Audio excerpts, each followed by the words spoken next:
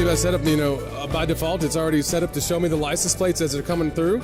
But if I want to do a search, hit the box, go down to LPR, right? I can do it a couple different ways. I could either, if I wanted to see a time range, I could just say, show me everything between here and here. Just hit search. Every license plate that comes across is here. If I wanted to actually do a search, look for license plate 123, and let's look back over the past couple days, 411 to 413 perhaps. Just show me, hit search, right? So there really wasn't a 123 in there, but the system says, well, maybe you fat fingered it, or maybe, you just weren't quite right. So anything that's even close to 123, it's going to show, right? So it found 12 inside 𝐏𝐥𝐚𝐿. Yeah, it found 12 there. So it makes it relatively easy to use. Click it, and there's my hits right there. Let's see. Yeah, 1LSL2 VIF. So as far as setting up whitelist and blacklists,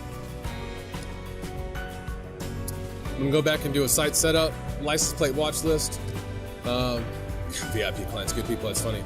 There's a couple different ways I can do it, right? So I can have multiple watch lists with this version of it, with the LPR. I can have whitelist, blacklist, gray list, whatever you want. Enter name, watch list 1, watch list 1, right? Watch list description, call it what you want. I can do a couple different things. I can either type in a license plate manually. I want to type in, 𝗏𝐥𝐚𝐿 for example, right? And I want the system to, if it's at least 50% sure it's that, let me know about it, right? Or I could, import. I can import a CSV. I can import a text file. It's all right there. Very handy. I can just bring it right in. I can bring in a complete list of them. Again, I can have multiples. With that, there's multiple options you can do. Traditionally when you're looking at an LPR camera, it should be a black and white image, right? If it's true license plate capture, it should be a black and white image. We're doing LPR, so this is the LPR software basically running on a couple video clips that we're just ingesting into the server. The server doesn't know it's a video clip. The server thinks these are cameras, but it's not. We've just got a way of dumping it in there. And we're just doing it on here. So at my house, I use a very similar, I use a 2 megapixel box. Basically what's inside here without the visible light blocker that this one does. And I read hundreds and hundreds of license plates a day. If you can see a camera stream in ACC, you can run LPR on it.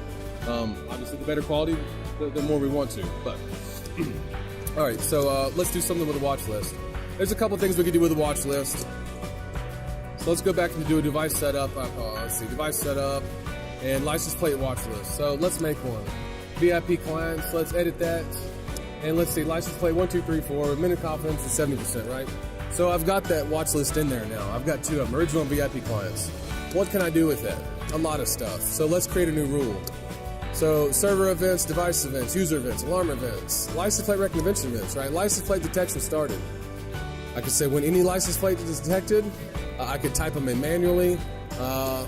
This is kind of a one-off if you don't want to build a watch list. I could do one-offs, if we do this like CEOs, if I see CEO's license plate, go ahead and use that to trigger an output to open up the gate for them or a door or something like that.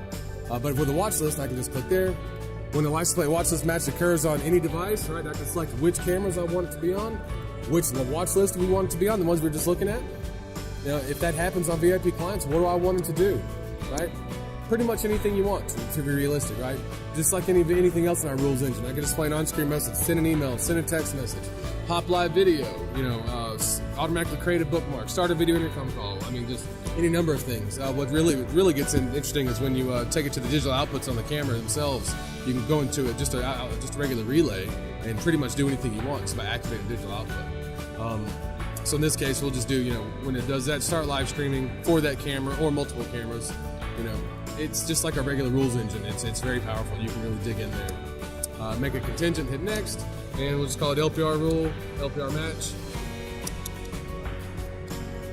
Oh my goodness, LPR match. And that's it. So I've created a watch list and I've created something to happen. So if I were to have somebody on the VIP clients, all I've got the system set to do now is just immediately pop up that live stream of that camera. But I could really have it do anything I wanted.